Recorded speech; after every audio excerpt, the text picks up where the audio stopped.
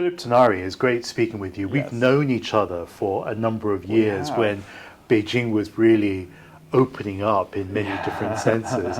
And during that time, you became, and for the last 14 years, head of a really incredible global institution in Beijing called UCCA Center for Contemporary Art. This boldness and sense and level of experimentation is not necessarily shared by those working in public policy.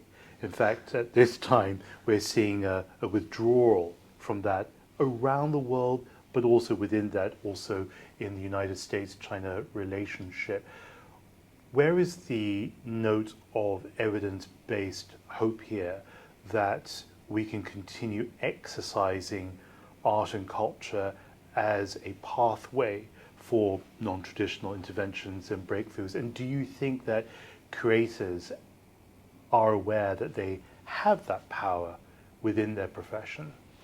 I think we sometimes need to have more of that awareness because obviously, as any professional, one is often focused on the details. You know, how should something be lit? How should an exhibition flow?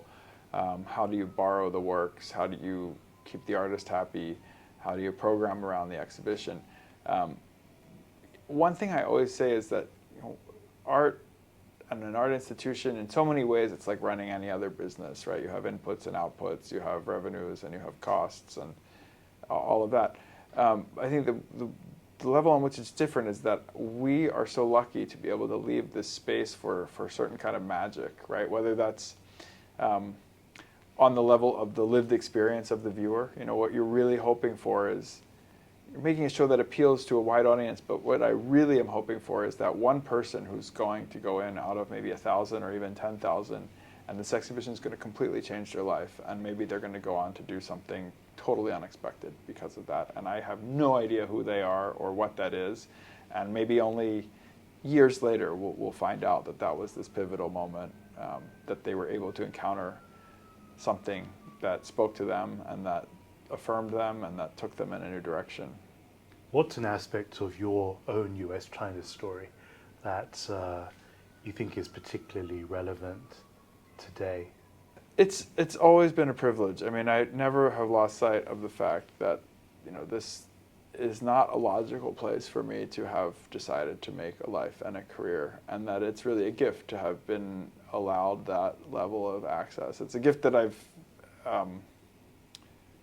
contributed to in a way, right? I mean, I put in the work, I learned the language, and have made great efforts to, you know, to work there for so many years on many different levels. But at the same time, you know, as our countries drift far apart compared to where they were 15 or 20 years ago, it almost comes to feel to me like more and more of a gift. You know, I'm so grateful for all that I've learned from the artists I've worked with, from the colleagues I've been happy to have, from friends and others in my personal life.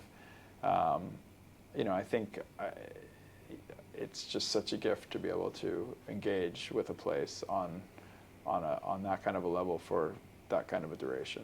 It's been a joy conversing with you today and working with you in the lead up to this US-China art dialogue. I hope it's not the first or the last time. Philip Tinari, thank you very much. Thank you, James. Thanks.